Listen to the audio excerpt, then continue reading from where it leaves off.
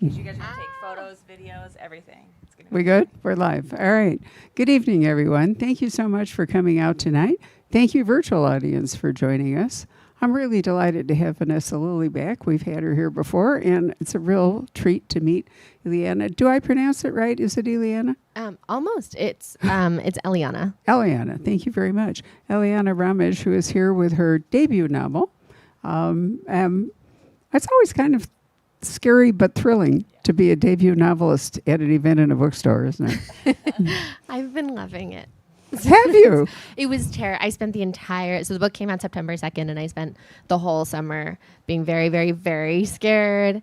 Very, very scared of the public facing part of it. And then I met readers and they're the best people in the world, and I just didn't realize. So like 2 minutes into the first event, I found out I love it. That's so new, because lots of authors are actually terrified of public speaking and are used to living in quiet, small rooms and not interacting. So, it's great when you find one that is not only a talented writer, but also kind of a people person. Oh, very much. Vanessa, we never had any problem with. Exactly. Barbara can't get rid of me. Fellow people person. So, did I just hear that right? Eliana, right?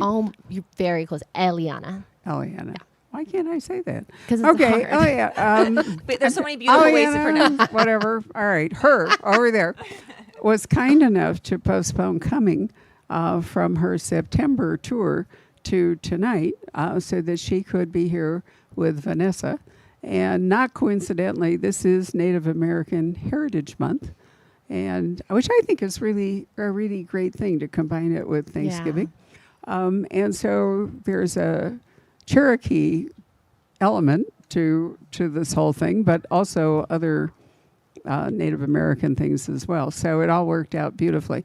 And the best news is that they have actually read each other's books, which I have to tell you is not always the case when we have multiple authors. So I think that it would be really fun if you guys talk to each other. I love it. All right, so go. I'm very nosy. Go. Well, as Barbara was saying, there is just nothing like a debut. That's like your first marriage. That's very special. It is. It's very. But we hope to have like many books in the future.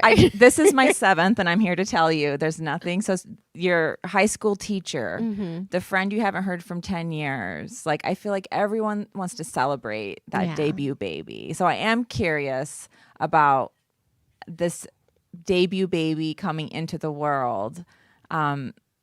Speaking of, I think I just saw your real baby. My human baby. Your human baby is also here. Yes. But because I know, because I'm lucky, because we've spoken before, but because it took a little bit for this debut baby. It did. Do you want to talk a little bit about bringing this debut baby, the book baby? Well, not going to talk about the human baby.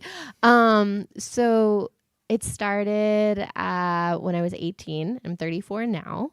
So the arc of this book is that I was thinking about these questions. I was beginning work on this book right after I left my parents' house for the first time to go to college, and I finished it 30 minutes before the C-section for the human baby. Yeah, and it's a mother's. Yes, but it's less dramatic than you think. Trying to get a vision here. Because she was. See, now I am talking about her. She was breech. It had to be a C-section, so I knew that was going to happen, but I didn't realize that it was going to happen just one day beforehand. And the editors had given me like many, like I had plenty of time to make the deadline. They did nothing wrong. I just felt like, if I just had a few more hours to like move around commas, then this book would be perfect. So I had some time. I had less time than I thought. Wow, this is a whole vision that I had. And that's dedication. But it's planned, really, so there's no contractions. So that was just like a really, really beautiful way to write about these mothers and daughters, to write about these sisters, to be thinking about families and like becoming in those years that I was growing up.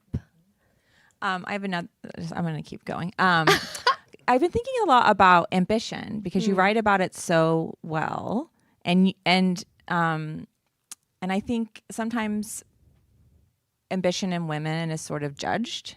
And I was sort of wondering if you would talk as far as like a theme of dreams realized, but like the ambition. I mean, because there's a great ambition of being the first Cherokee astronaut at the heart of this book. And even ambition in your own work. It is very scary to put our work out there, to put our words out there, to put our own Cherokee heritage out there for others to read and judge and weigh. So what does ambition kind of mean to you as a writer, and how you infuse that in your wonderful characters? I'm already thinking about how your main character would answer that because I have theories. Okay. But moving on to this character, Steph. So she is determined to become the first Cherokee astronaut. And for her, I think part of what's rough in her life is that she thinks that ambition is the only thing. She thinks that if you want something that's really, really hard to get, I learned when writing this that it's more likely to have triplets than to become an astronaut. So if you want something that ambitious, then anything else in your life, any other people who you love and are trying to help you are obstacles, is how she views them. I think she really thinks you have to choose. I don't think you have to choose. If anyone here is wondering, I don't think you should. But spending more than a decade with somebody who believes that really let me sort of lean into that question of what is ambition and at what cost do we let ourselves dream things. Can you please answer that question as well? Oh, about ambition? Yes, because one thing that really occurs to me in both in The Bone Thief and before that is you might, I don't know if you would agree with this, but it feels like it's less about like I'm going to be this and more like, oh, I keep being I now I'm in this situation, now I must do this. This is what's right. I think the kind of driving, it's interesting because I think for Syd, my main character, she's an archaeologist for the Bureau of Indian Affairs, and I think it is ambition because but it's in a way of in some ways she has an impossible job because the Bureau of Indian Affairs was created to eliminate and erase Indigenous people. That's the original intent. Now, thankfully, many generations later, there are many great people who work there for that organization. But she is in an organization that has this very difficult history, and yet she is Cherokee and believes that she can, if she does her job well enough, if she works hard enough, if she cares enough, that she can help those tribal communities. And so I do like that. And I think that sort of character engine, ambition, or I think for Syd, it's like a pursuit of justice at any cost. I think you need, for me, especially with like a thriller, you need that engine to keep that character moving forward, despite the obstacles. So I think both of us have main characters that are, not only do their names start with S, but also they have that drive. Cherokee S names. That's right. There's a lot of checking a lot of boxes, but it is important, I think, whether it's more upmarket. Would you say upmarket? I just call it literary fiction. Okay. I love categories. I think it's fascinating what books get labeled. And for anyone who's new to the categorization, we have literary fiction, and then we have. I mean, thriller. I get mystery, suspense, thriller. Genres are. I feel like funny. This is the right bookstore for me to ask this question. When people ask me about your book, I say, "Oh, it's a thriller. I mean, it's a mystery. I mean, it's crime." Like, are those the same? You know what? Crime fiction is a very, very broad umbrella. Okay. And increasingly so. But we are a bookstore that has a very broad umbrella, and we don't actually care what genre you're writing in. I mean, seriously, we do events in all different genres. I can't ditch the name. It's a great name. It's a good name. The name is our brand, and it's too late to go back and change it. And it's even more confusing because for 20 years, my husband and I founded and ran Poison Pen Press, which a couple weeks ago had the #1 New York Times bestseller. But we sold it to Source Books, which is now part of Random House, in 2018. And so, even more so, we're not able to really rebrand the name. And It's a great brand. Yeah. People ask me why I called it the Poison Pen, and I will tell you that before email, before the internet, the way that people got doxxed and the way that hate stuff circulated was actual letters.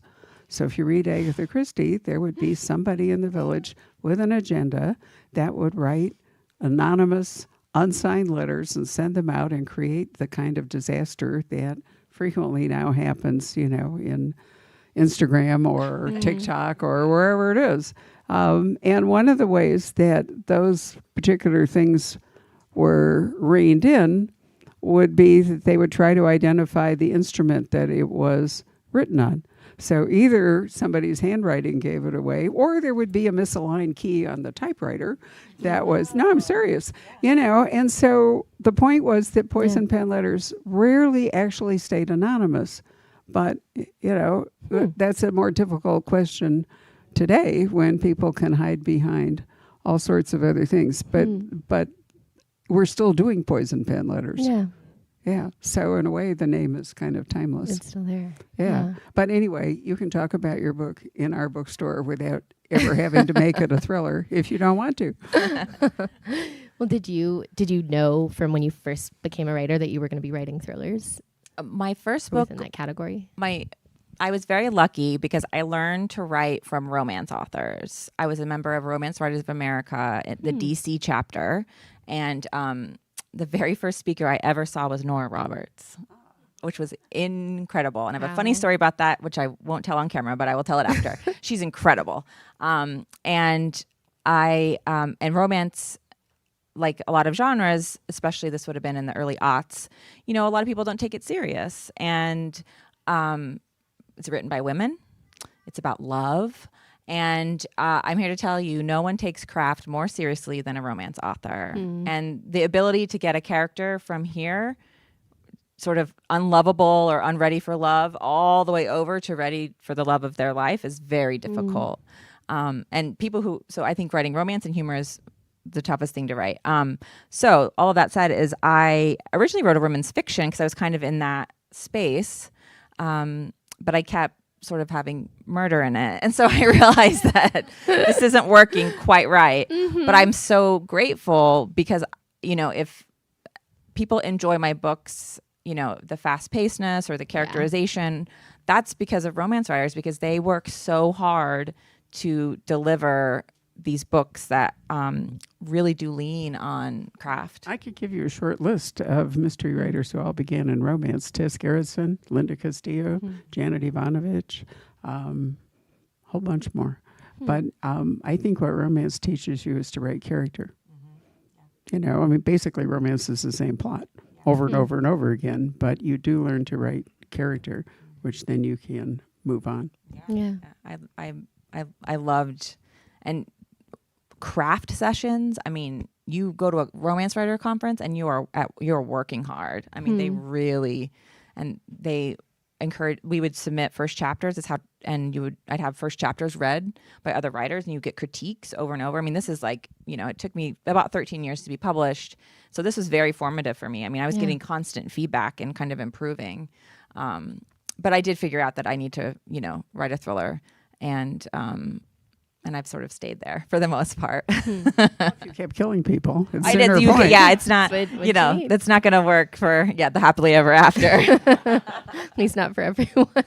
So did you read a lot of, would you consider literary fiction? So that was, you sort of knew, and you went and got an MFA, which obviously would cultivate. And I think that's like literary fiction is like what they teach you to write if you're taking any kind of college creative writing class. So that was like the first formal introduction, really the first introduction I ever had to writing.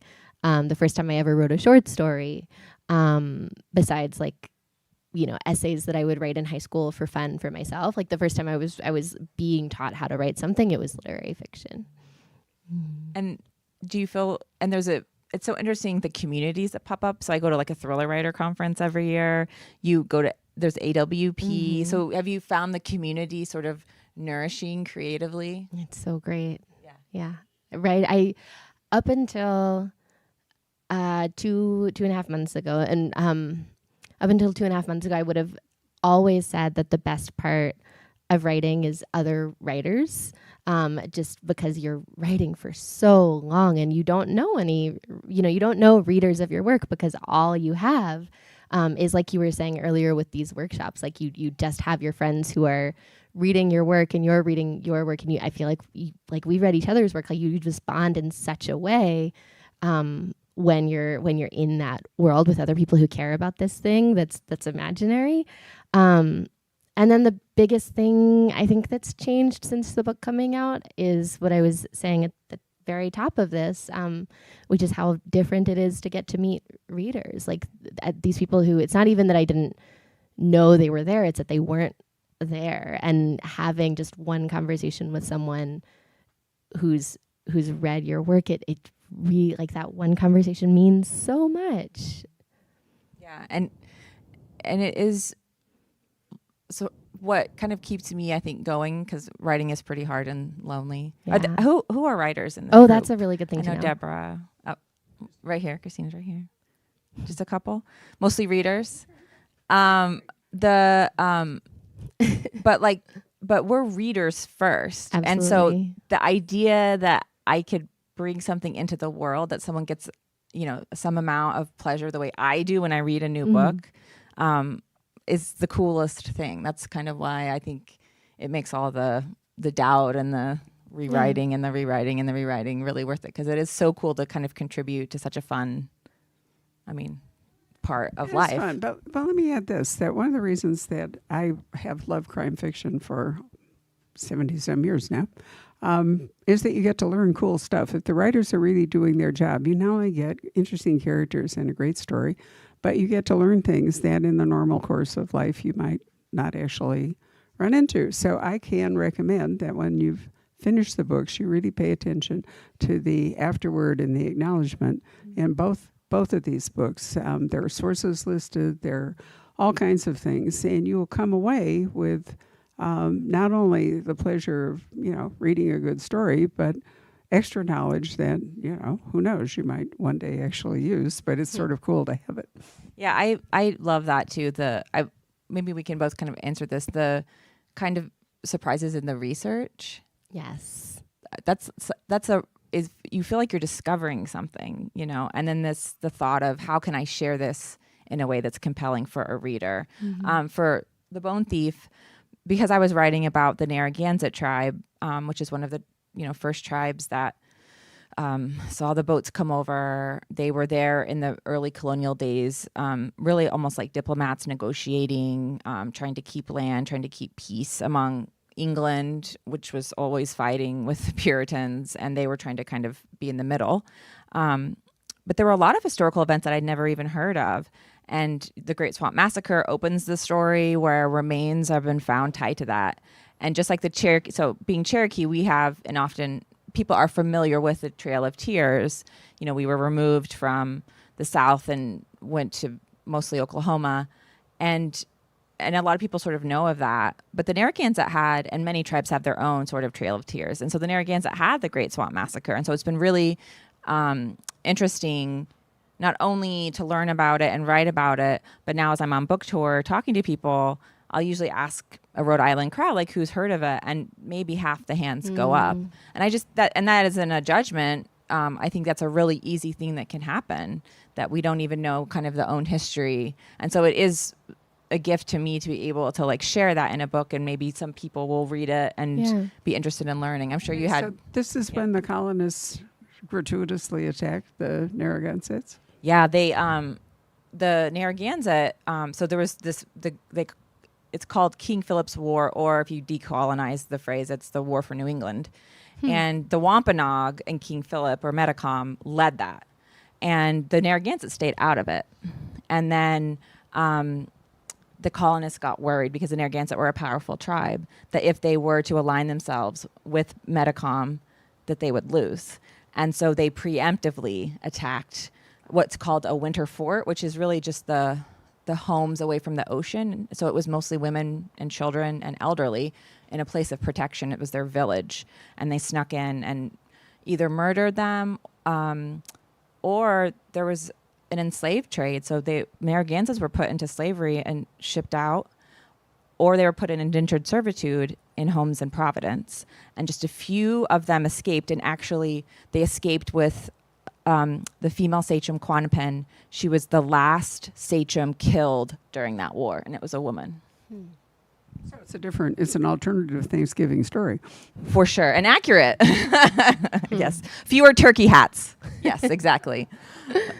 That makes me just wonder, between the people who are here in person and the people who are on the internet, I think not everyone maybe knows yet what your book is about, since it just came out, especially since we just got that historical context. Like, can you tie it into what's going on with Syd? Why does she care? Yeah, so Syd is an archaeologist, and these remains have been found tied to the Great Swamp Massacre, and they are stolen, which is not a spoiler. It's called The Bone Thief, so Fair. you know Yeah. it's going to happen. But there's also a missing Narragansett teenager, and then all of it is tied to a secret society that has ties all the way back to the Mayflower. And so she's kind of pulled into this world, and it's also an exploration of themes around remains. And there are so many indigenous remains that are still in museums and universities that haven't been returned yet. It's also just a really interesting conversation right now. I don't know if you all saw that Egypt just opened their new museum, their $1 billion largest museum. And part of the opening of this museum is they said, we want our artifacts back. And there's a really interesting conversation happening right now, which, you know, I live in Rhode Island. We have a beautiful museum, and there is a mummy in Providence, Rhode Island. Why? And so, you know, those questions are things that I am sort of grappling with a little bit, because from an indigenous perspective, we've been dealing with this as well. But it's a really interesting time to think about, particularly with something like when someone has been buried and prayed over, and their family thought this is where they're going to rest, why they're, you know, no longer there. And then like what that says about us as people too, that we go and look at that in glass. Are you distinguishing though between bodies with bones? Because that's what's happening here, is that this woman has been partially disinterred. And things like baskets, for example, and all. I mean, is there the same weight attached to artifacts as there is to human remains? I think human remains, it might be a little clear that those should definitely not be on a shelf. And recently, because of regulation, they're really not supposed to be. But there are often things called funerary objects. So those are things that were really buried with them with the intention, and the Egyptians did that as well, many cultures, with the intention of it staying with them. But I think there's also this idea of why is something taken from a place and put someplace else without context, right? So why would a person in Rhode Island be writing about an object from Egypt? It's not theirs. That's not their story. That's not to say that they couldn't have a relationship with the museum there and have traveling exhibits and things like that. But I think that the culture of museums and even academia and colleges was for these wealthy, mostly men, to come in and buy up objects all over the world and create these great collections. That was just sort of seen as a thing that you do. You have great collections. But that was done without any connection to the people. And often you'll have rooms full of objects that have been taken and there's no context for it. And we're really only now talking about it, I feel like. Yeah. That was a lot about archaeology. I mean, it's a book about archaeology. So, okay, so find that interesting. Your turn, because you have so many. I mean, the space piece is fascinating because I'm not a space kid. I didn't want to go to space camp. I used to be really scared of like the idea of going in a rocket ship. So the amount of research for you to understand the passion and commitment that Steph has and what it takes to get to the moon is incredible.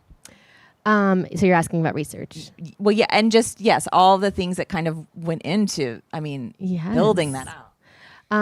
Well, the reason why this book is what it is, so yours, Bone Thief, we have bones that are thieved to the moon and back. Steph is trying to go to the moon, maybe back. And this book started before there was any research. There were two things that happened. One, I was a kid who watched Star Trek with my brothers. And that is a pretty, I think, optimistic way of thinking about what could be possible in space. It's not really an aliens are coming to get us show. And then the second thing that happened is when I was in college, so I on purpose went to a college where I knew there would be a lot of other Native people. I went to Dartmouth College, and I really, really appreciated, even before I showed up there, that I'd grown up in Nashville. There are very, very, very few Native people. I knew like my family. I knew a few other kids from high school, and I knew mostly Cherokees. So in college, all of a sudden, I had this like immediate gift overnight of I'm with all different kinds of Native people from all different tribal nations. We're 18, we're hanging out. And it was interesting to me as someone who is not a scientist, not interested in space, like I wasn't thinking about that. It was interesting that when we had conversations when I was 18, we were all still often finding ourselves talking about our identities in a way that was pretty past focused and often a little sad. Sad things did happen, and they're real and they're important and worth talking about. But one day we were having those conversations, and there was someone in the room who was 19, who was a whole year older than us. And he said, you know, what I don't think you're realizing is if one of you in this room were to become an astronaut, then that would be part of the story of your people. Like the story of your people continues. It's not only about that history and what you've inherited. That moment was not a moment of like research. It wasn't a moment of like, I need to now know everything there is to know about space. Instead, it was an emotional shift in me of now as a new adult, as someone who's thinking through these questions and thinking about what it's going to be like a Cherokee adult out in the world now. This is kind of permission for optimism, for wonder, for possibility, for imagining all of these different futures for all of us from all different tribal nations. That was kind of the start of this book. I began with that emotional pull to want to imagine more, to imagine things that hadn't even occurred to me, like this Cherokee astronaut. And then after that emotional moment, then came all of the books and all of the research and all of the things that you have to understand if you're going to write about an astronaut. Well, so did you feel, I mean, Steph's passion is there on the page. I mean, were you kind of like, wow, I could have been a space kid? Like, did you feel retroactively? That's a great question. I just fell more and more and more in love with science as an idea, science as something that has to happen. Like, it's so important for all of us as humanity that someone is doing that work. As I went through college and I got worse and worse grades in science, it became increasingly clear that wasn't for me. It wasn't what I wanted to do. But fiction was a way to still spend time with the sciences, to get to know them through story and through these classes where you're understanding more about how other people see and understand the world, even if like the data part is not what you're going to contribute to humanity. Fictionally, I would love for this book to like, you know, for a scientist to connect with it, or for someone who's interested in just like the different things that different people contribute to the world. More of like a coming of age book than like a manual for how to be an astronaut. This is not how I hope anyone tries to become an astronaut. You know, you have a passage in there about not just going to the moon, but Jupiter and, you know, possible colonization of the Jupiter moons. And what if there was a dark matter that could be created that would make Jupiter into a sun? And so, you know, it's not just a book about going to the moon. It's got a much larger context. I think that's one of the things that these two characters, and by two characters, I mean Steph, our main character, who wants to be an astronaut, and her younger sister, Kayla, who's she's a Cherokee artist / activist / social media influencer. So As you do. So she's very, very cool. But she is vehemently opposed to everything that Steph cares about, because in terms of what you were just saying with exploration of other planets and potentially going to other planets, Steph thinks that that's the most important work you can do, because not just indigenous people, like all people on this earth, if we're multiplanetary, if some people are, let's say, on Mars, something bad happens, we've got kind of 2 bases covered. And it's like a practical way to try to help people. And her sister says, when they're on opposing sides of a protest, her sister says, who do you think is going to get to go to Mars? Is it everybody? How are they going to, is this going to be a fair process? And meanwhile, if we do decide we're going to Mars, then does that mean that my work, like Maya Kayla, does that mean my work of trying to preserve what we've inherited, it doesn't matter? Does that mean that we can stop taking care of this environment? And does that mean that all of the work that the ancestors have done to preserve traditional knowledge, like that just can be, we can step aside and move on as if that never happened.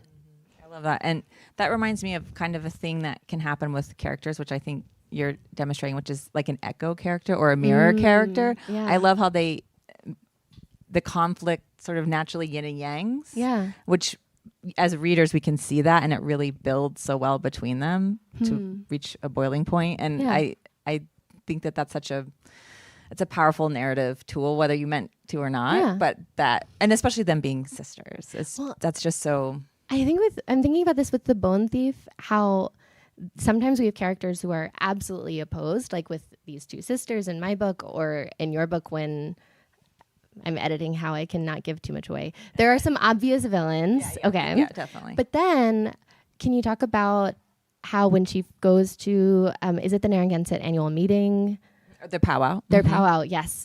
So when she goes to that, she has a conversation, I think, with someone about the word artifacts or the word belonging. And it's someone who I initially thought, and I think she might have thought that they would have been on the same page, that would be her ally. Yeah, it's fun to play with, because I think as readers, sometimes we're looking for good guys and we're looking for bad guys, especially in thriller, right? It's like, who's a good guy here, who's the bad guy? And I love that quote, which is, the villain is the hero of their story. I think that if you try to write your villains or your antagonist, I mean, a better word for villain is antagonist, which means that they are opposed to what your main character wants. I mean, that creates tension in the plot. Often the villain or antagonist will echo same thing. Yeah. And in some ways, an antagonist can be a good person, it can be a sister, right? But they're opposing what your main character wants to do, and that creates tension, and that keeps readers turning pages. And so I like in my books to kind of have, well, 2 things. You want characters that are gray and like they're maybe a little more good, but they have their moments. That also creates dimension, which I think is really important, especially when you're writing Indigenous characters, because you have to be really careful not to make sure they're written as whole people. They're not just all good, right? They get to have full and rich lives. Like it's, and I think you can go either way. There's sort of these like general stereotypes that, books past have, aired on this sort of antagonist side of things. But then you also don't want to go the perfect, just spiritual, good, like big-hearted, like you really need to have that balance. And so I think in creating like the Cherokee characters or even the Narragansett characters, I think it's important to have that fullness so that readers see them in the ways that they see all the other characters, which maybe sounds logical, but I think because we read so few characters like that, it's actually really important. And it would be, I mean, if readers have not read any at all, then it's higher stakes. Yeah. Have you had some readers say, this is my first Indigenous book I've read? I have. Yeah, how does that feel for you? It hasn't happened it hasn't happened as many times as I think it would have happened. This is complicated grammar. Like, I think even 5-10 years ago. And so, yes, that's very special, but I haven't thought about those moments near as much as I've thought about how much is out there now compared to when I was younger. And a big thing that I think about is children's literature. Because I think I was telling you about this a while back, that when I was growing up, I had 0 children's books that were like for Native kids, about Native kids. And before my daughter was born, we already had like 7, and not even just like Indigenous in general, though we have many, many of those. Like we have specifically Cherokee, like a lot. We have a couple really awesome Cherokee picture book Yes. writers that have given us many things. Yeah, and I think that trend, we see that with children's books and we see that with adult books. Like it just feels like we're living in a different place than very recently. I really think in the past 5 to 8 years even. Yeah, for sure. Yeah. So let me bring up childbirth. Vanessa has two really, I know, just it's not out of the blue, has two really interesting and somewhat parallel, and perilous for that matter, moments in the book, one of which from long ago, and one of which is part of the contemporary plot.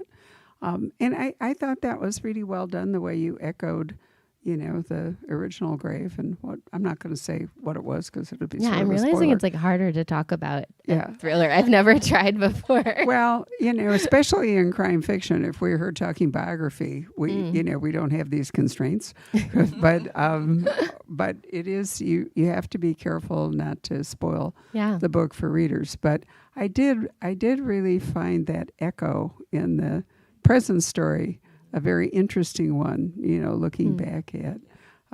So it's not too much of a spoiler. I wrote about a real phenomenon in the remains that are found. But don't give it away. Don't say what it is. No. But I'll just say Really when you get to it, it's real. You can Google it. It's based on a real case. And when I read about that case, it shocked me and resonated with me. Oh, And that then, was real? Yeah. Oh, yeah. Wow. I would That's never what I make meant something when like I that said up. I love research. That's too what much. I meant when I said you can learn really surprising. I just learned something. Yeah, it was surprising things. I had to stop and think about it too. It had never come my way before. Yeah. That's pretty good if I got you. Because you read a lot.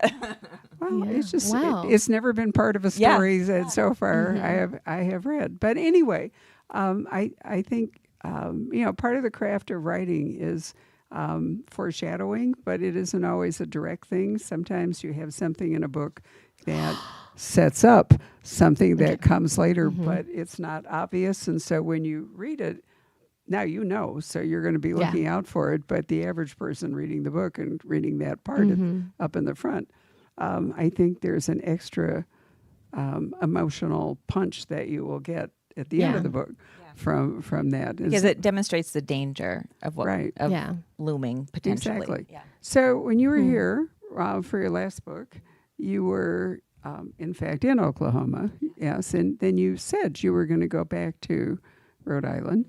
What is it that you're thinking of doing? Because Syd, being a BIA archaeologist, can go anywhere. Are you going to leave her in Rhode Island? Or are you going to move her around, or haven't you decided? Oh, also, do we get to stay with her? Yeah, I don't know. It's because this is the second. Please buy book a copy. We'll with see. Syd. Yeah, I only had a 2-book deal, and I don't have a new one yet. I think where I would like to take her next, if I could, is actually Eastern Band Cherokee. I'd like to go back to my homelands. I've connected with some cousins that have a whole tour of where our family was and where they were on the trail. And I'd love to go to Cherokee, North Carolina. I'd love to. I've been there to see haven't. that whole Trail of Tears thing, and it's a tiny bit Disneyland, but at the same time, it has real emotional resonance. And for you in Nashville, you must have, Andrew Jackson is a controversial figure in the Cherokee history. So was that difficult for you to have Jackson there in Nashville? He's not controversial in the family. In the family, we know where we stand with him. I think that was one of the earlier messages I got about story. We all grow up with, what you learn about history, what you learn about the outside world, like from school, from that outside world. And then I think we all have these different narratives that we get at home. Andrew Jackson was the first president's name I ever learned because it was like important when I was a kid to be told in the home how much we hate him. And that was interesting to kind of, when you're just in the home, it's black and white. There's no one else telling you anything else. It was interesting to grow up and start to be on my own outside of my parents' house and be in these like tiny little moments in Nashville because he's so celebrated where tiny examples like a 4th grade field trip to the Tennessee State Museum, and the teacher's like, there's his top hat, isn't it cool? Or in high school, we were asked to like play violin on his plantation, and my parents supported me in not participating in that particular concert. So it's just something that happened a very, very long time ago. It's still, of course, a part of us. Like, who's better at a grudge? Well, and I think I've had friends kind of ask me or talk to me about, well, what's it mean for you to be Cherokee, like in a really general way? And what that reminds me of is the thing. My first thought about being Cherokee is, I can remember when I was very little. I just remember thinking, oh, the government can take what you have and move you if they want. Because we grew up on allotment, where allotment land is. I grew up seeing where all my family is buried is the Trail of Tears. And my mom would sort of, oh yeah, well, we're here because the government took our land and told us we had to move to Oklahoma. Like that is sort of my earliest context of government. Yeah. And I don't even know if Andrew Jackson was a part of it yet. I just remember that from a very early age. And I think that does shape things and a worldview. And kind of a theme I'm obsessed with always is, how does history echo? Yeah. And if you think about Andrew Jackson ignoring the ruling of the Supreme Court to go ahead and remove not just the Cherokee, all of those tribes, right? We can see those echoes today, and ignoring courts and moving ahead, politically. Yeah. It echoes, history echoes all the time, which is why it's fun to be a writer, because you can study it and think about it and write about it and see what people think. So, what are you working on? I'm hesitant to ask you, since this book was so long in the making. Do you think you might? I'm working on nothing, except that's what I was about to say. Except being on book tour for 2 more weeks, one more week. Mid-November, whenever that is, and that's it. And then I'm gonna go home and start figuring out what the second book is. You're gonna sleep? Sleep, and then figure out what the second book is. Yeah. I'll tell Barbara what I'm working on to see what you think. We're workshopping. I am workshopping. So I'm working on 2 things. The one I'm pretty close to being done with my first draft is a speculative thriller. I'm calling it A Sexy Da Vinci Code. Oh, wow. That's what I was hoping for. I gotta laugh. Why not? Why not? But I'm having so much fun with it because it's an archaeologist again. She's the most famous archaeologist in the world, and she's gone missing, and her daughter, who's always been in her shadow, has to step forward. And particularly, I went to Catholic college, and I'm obsessed with the Gnostic Gospels, like the Gospel of Mary Magdalene, these voices of women that were removed from the Bible. And so I'm sort of having fun playing around with these different voices and archetypes, like Lilith as a figure. She's a character too.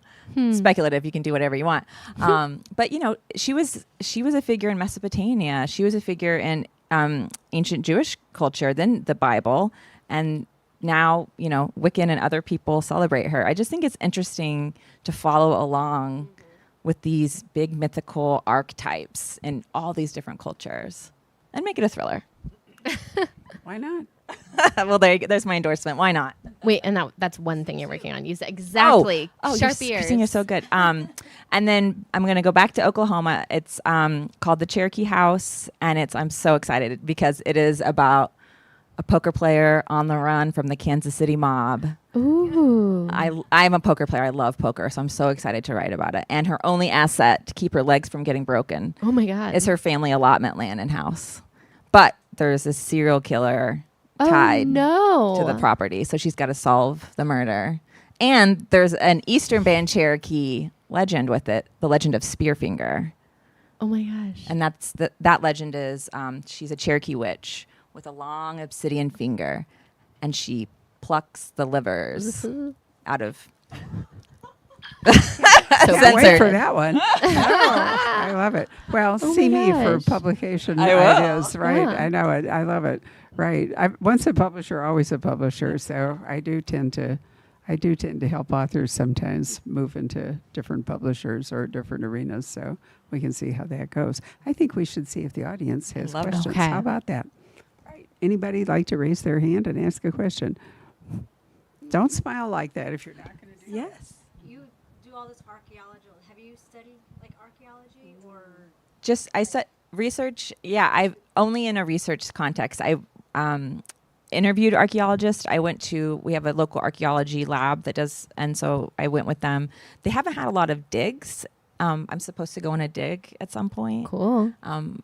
So just in that way. But I was Have at. her as an archaeologist, and then you're I can't. I know I can't stay away from archaeology. There's just so much in it.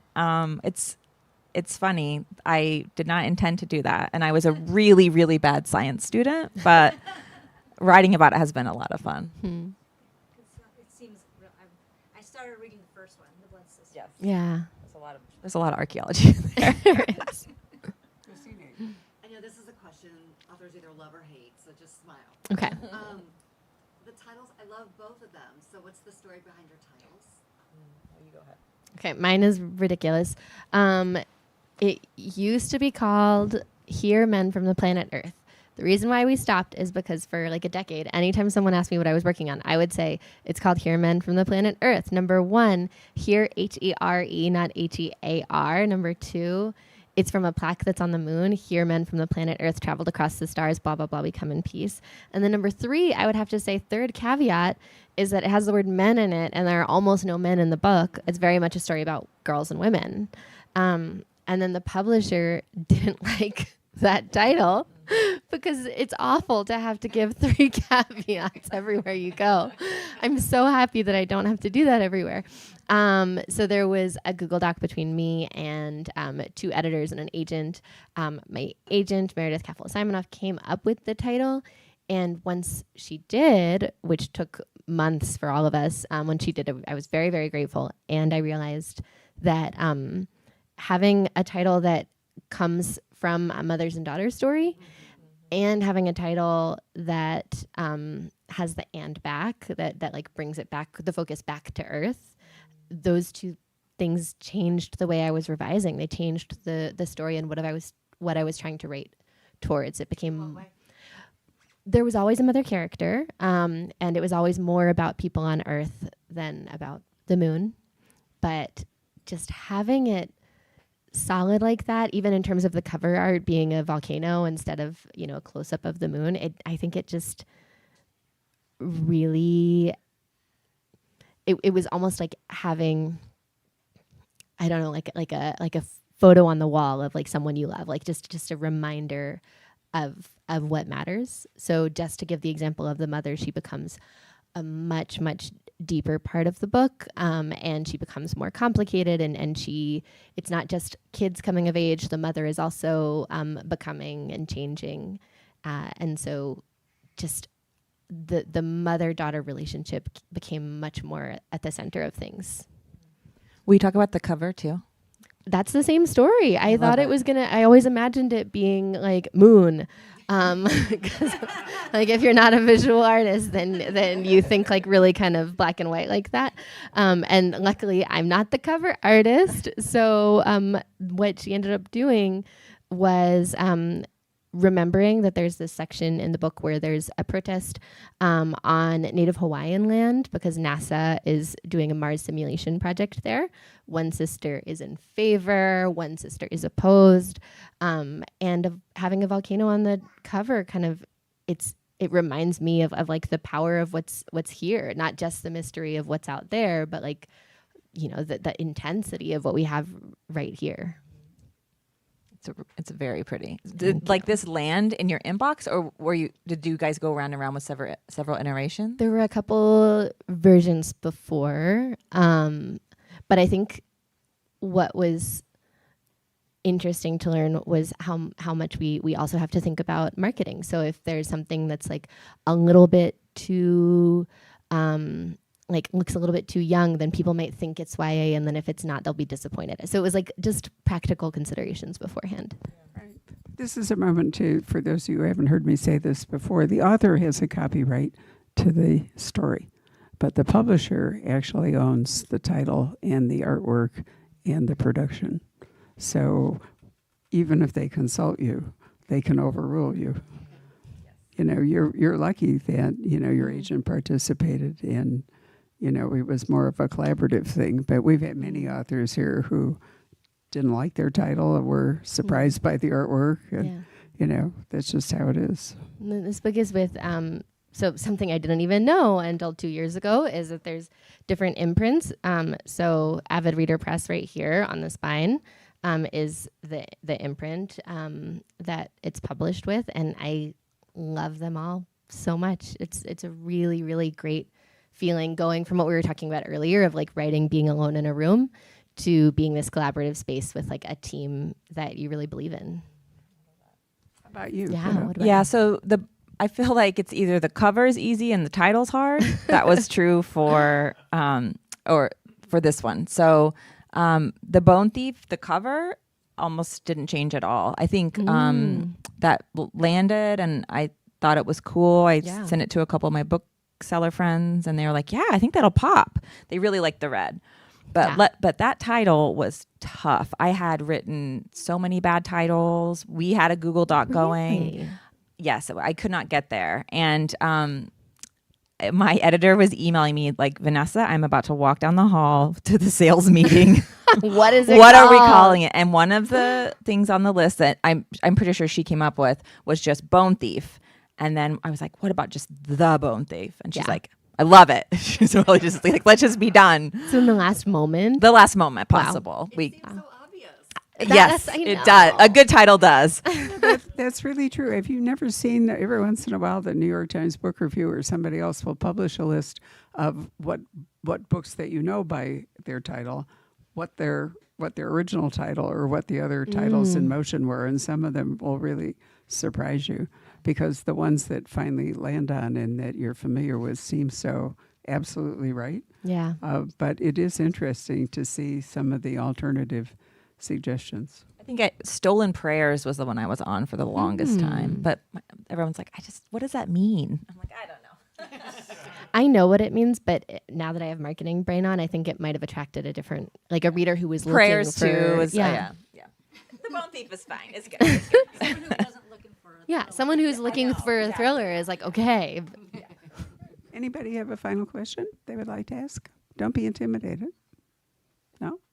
Can I make a very quick Absolutely. local shout out to the Fry Bread Lounge and the Native Art Market? Yay. I got to visit both places today, had a wonderful time, and here they are.